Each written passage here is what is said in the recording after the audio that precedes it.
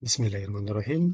Baik, anak sekalian, kita akan membahas penyelesaian soal-soal modul mandiri yang sudah kalian kerjakan pada program praktik kerja lapangan pada mata pelajaran instalasi motor listrik kelas 11 tahun 2022.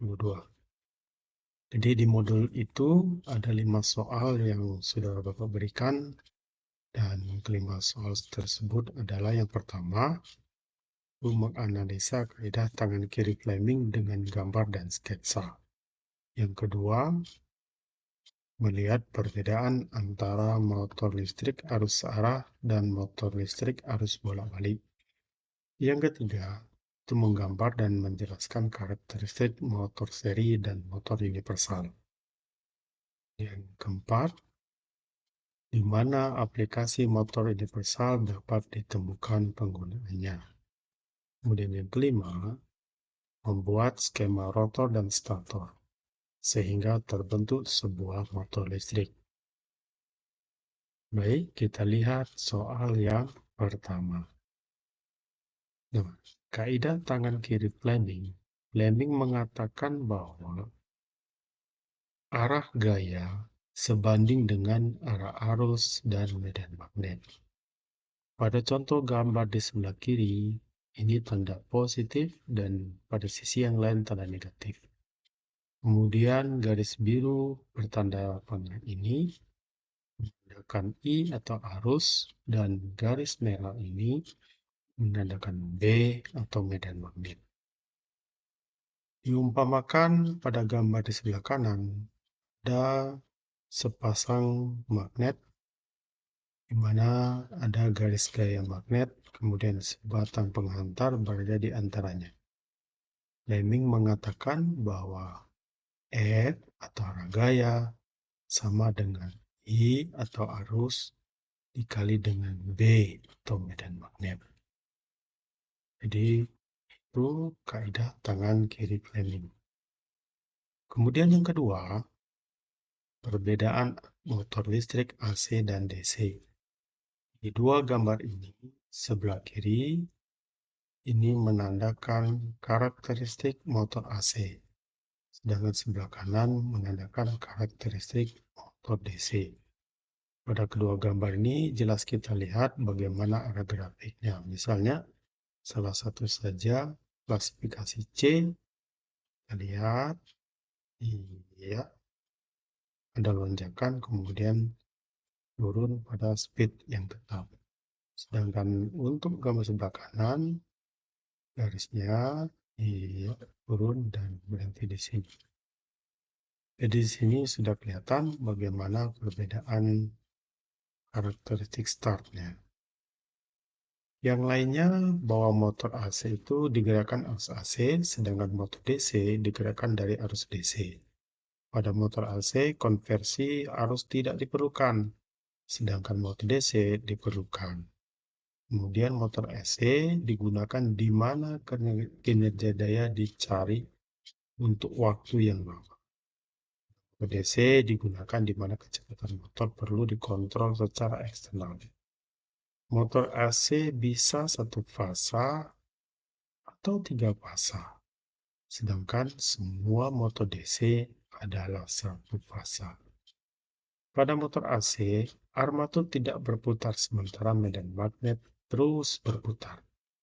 Dan pada motor DC, angker berputar sementara medan magnet juga berputar.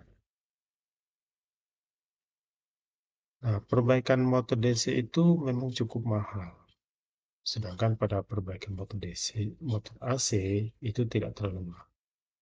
Motor AC tidak menggunakan sikat, dan pada motor DC menggunakan sikat. Sikat yang dimaksud adalah sikat arang.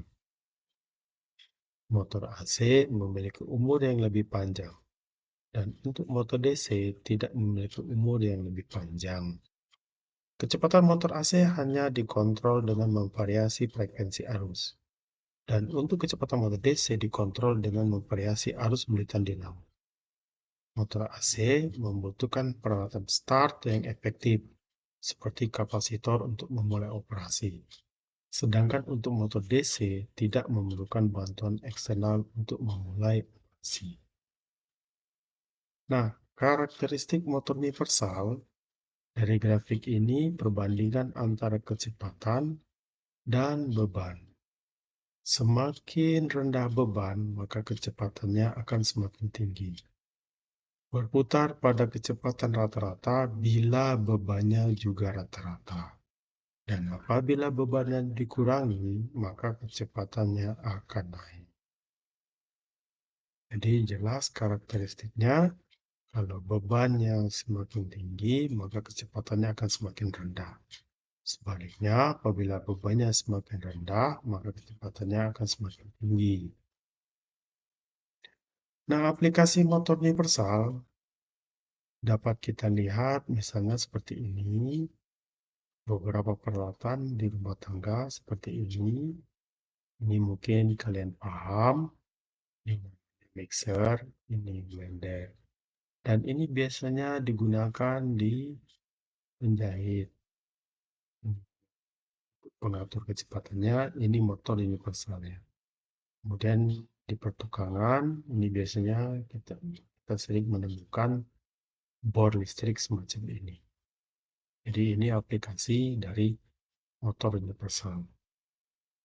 Nah, skema rotor dan motor listrik. Di sini dapat kita lihat bagaimana satu buah motor listrik yang sudah dibongkar. Ada beberapa bagian-bagiannya dapat kalian perhatikan, misalnya tutup pelindung kipas solar di bagian belakang, ada tutup kapasitor. Berarti ini jenis motor kapasitor. Kemudian ada saklar start dalam, kemudian ada stator, rangka, kapasitor, saklar start berputar, kipas dalam, poros, tutup depan, bearing, cincin akhir, dan lain sebagainya. Ini merupakan skema terbuka. Sedangkan skema rangkaiannya adalah seperti ini. Ini ada sebuah saklar sentrifugal. Kemudian ada lilitan utama dan ada lilitan bantu, sedangkan ini rotornya. Antara rotor dengan lilitan atau statornya itu tidak terhubung, kecuali ada garis-garis kayak magnet yang memotong rotor tersebut. Antara lilitan utama dan lilitan bantu itu punya fungsi masing-masing. Lilitan bantu hanya berguna pada saat starting, membuat slip pada rotor sehingga rotor bisa berputar. Nah, kemudian ini satu lagi contoh dari skemanya. Lilitan utama, lilitan bantu tetap ada C dipasang di sini. C ini gunanya untuk memperbaiki split antara lilitan bantu dan lilitan utama, sehingga misalnya IS dan IM itu akan berbeda. Karena perbedaan itu, maka kekuatan magnet pada lilitan utama dan lilitan bantu itu akan berbeda. Karena berbeda, maka terjadi slip atau perpotongan yang tidak seimbang, menyebabkan rotor akan berputar. Baik anak-anak, demikianlah yang dapat Bapak sampaikan. Semoga bermanfaat. Assalamualaikum warahmatullahi wabarakatuh.